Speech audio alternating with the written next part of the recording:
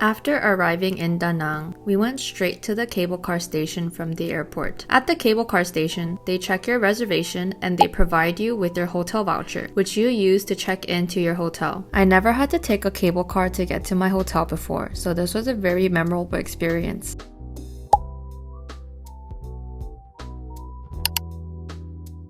Checking in is done at Hotel Paris and it took us a really long time, so be prepared to wait when you check in.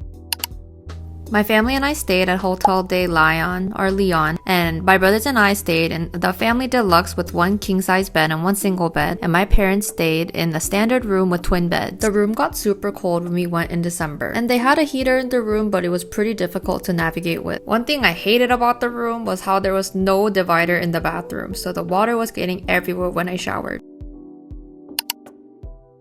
My family and I stayed here during December, so we were really cold and we wanted something soupy, so here we are at Kung Fu Noodle Restaurant. This restaurant had really good soup, but the noodles were a bit bland in my opinion. But a lot of the food establishments were closed by the time we checked in and we settled into our room, so we weren't complaining. The next day, we went to La Crique for breakfast. Breakfast was included during our stay, which is also why we didn't go to eat at a very big restaurant the night before. And the breakfast buffet had so many options to choose from. They even had a banh mi station and a pho station, and also you could make your own Vietnamese coffee.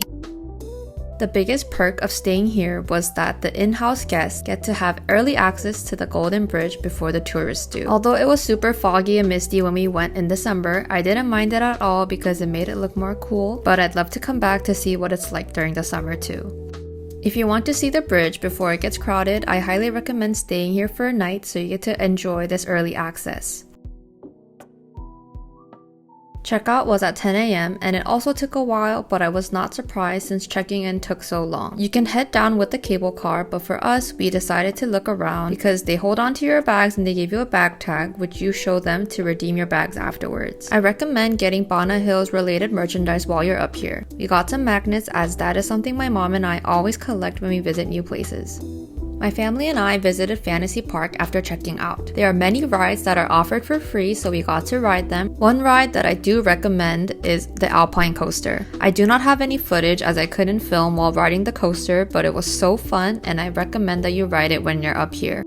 One thing I was not expecting to see up here was a Pop Mart. However, it was really big and it was loaded with people. They had a lot of popular blind boxes and my brothers also got their first blind boxes up here. This was my first and last time visiting a Starbucks during my trip to Vietnam. I got to try their Vietnamese exclusive drink and it was delicious. I absolutely loved it. However, the Starbucks was really small, so we couldn't really stay here for long because we felt really crowded.